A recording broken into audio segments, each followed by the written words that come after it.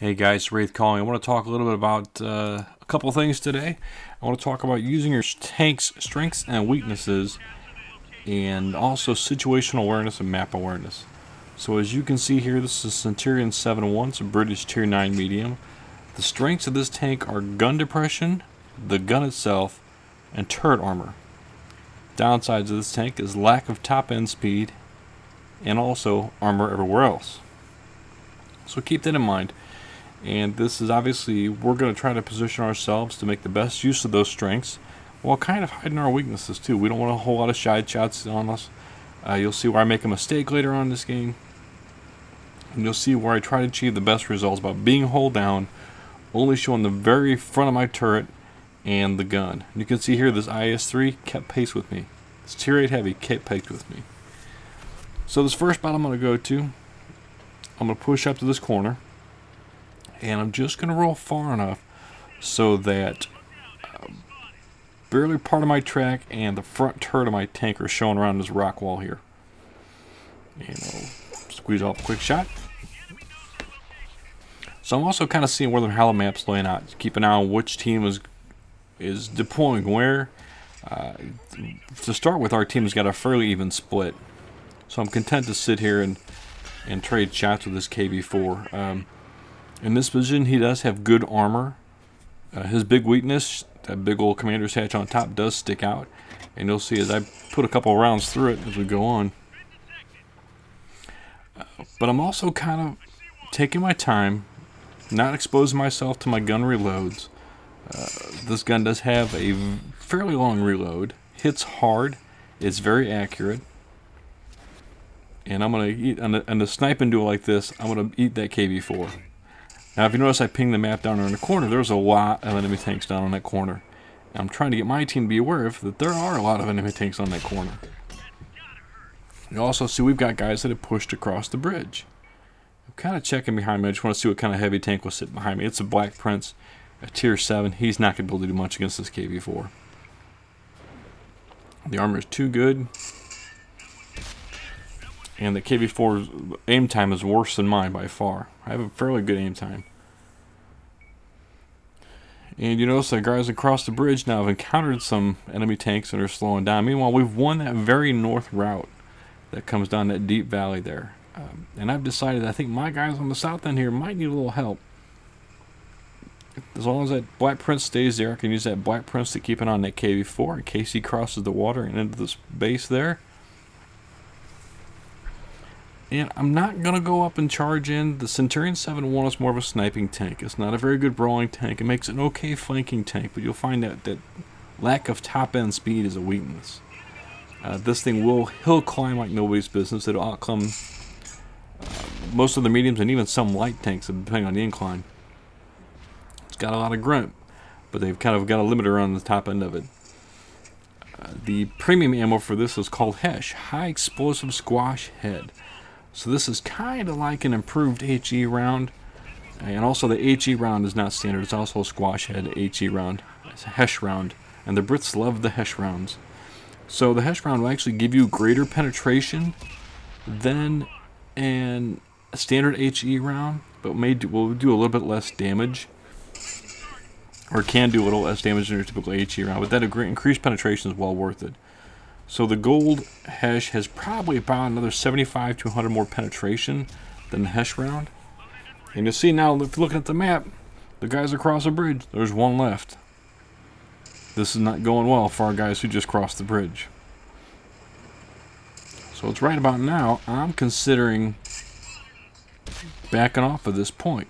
I'm getting a little worried. And here's why I kind of leave myself exposed and leave that side armor out. And it puts one through the rear of my tank. Now moving back, and I notice all those guys that crossed the bridge now are dead. Well, I know I've got 3 or 4 heavy tanks behind me. I know I got allies pushing around through the enemy spawn.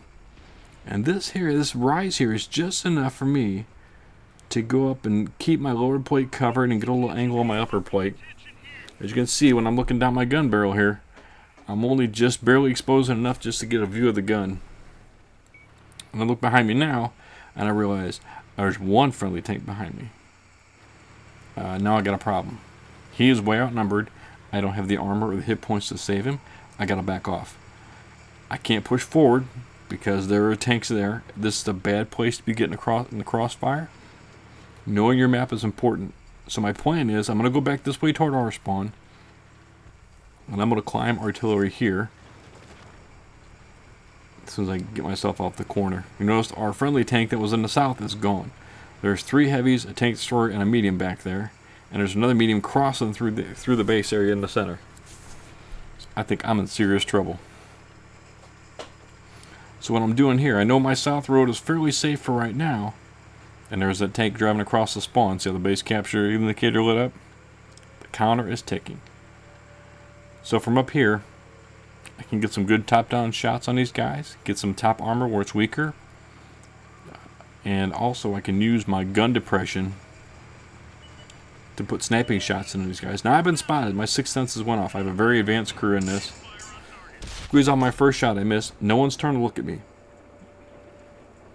Now the STI is turning around to take a look. He realized that I'm back here. And he hits my track.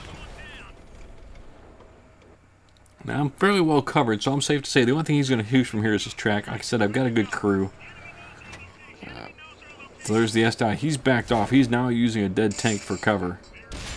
But not enough. And as you can see, what he's got to shoot at on me is I'm pretty well topped on. I'm just exposing enough of my tank to get my gun to show. And I put one into the tier 6 tank who was fail platooned into this. He's not paying attention to me. I got side shots on his turret. And against an STI, with this gun, I'll take those any day. The IS-8's crossed. I can't quite get an IS-8. And there's the medium, the Motherland. It's got very good frontal armor. But I am to tier 9 and his tier 8. I have a much better gun than he does.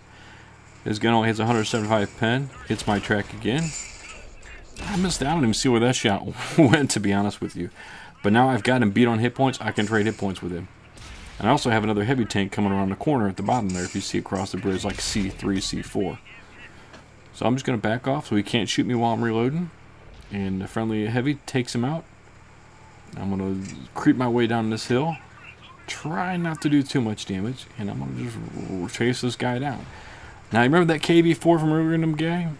That's him up there. He's going to kill the Taurus. How he gets around the Taurus, I don't know. But he got the Tortoise. He's on a bare sliver of health. I'm going to do the best I can to chase this down. Now, unfortunately, the drawback of this tank is the top end. You can see I'm hitting 40, and that's all she's got. But the amount of grunt and low-end grunt on this thing is I will climb that hill in front of me, and I will lose some speed, but I'll climb it better than most will. Like I said, the top speed is not a weakness in engine power. This has very good weight to ratio power. It's the top end is just not there. And I climb the hill. And I dropped to 15, but I don't see him. I'm going to keep pushing around this corner. I got the other heavy coming behind me. And I wish the other heavy would have stayed in the flag, because we'd at least kept that whole alleyway covered. He crossed the bridge, we'd see him. If he crossed the waterway and dropped down, we'd see him. And I didn't communicate very well with my teammates. And you don't see it, but there it is. He fell off the bridge, or trying to climb down, and killed himself. So that's it, guys. This is not overall not a very good game. It started out kind of slow. I stuck in there and made some key plays when I had to. I did 3k damage, but look at the block. 1900 blocked damage.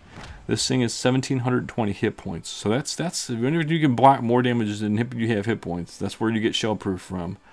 Experience 1150, not too bad.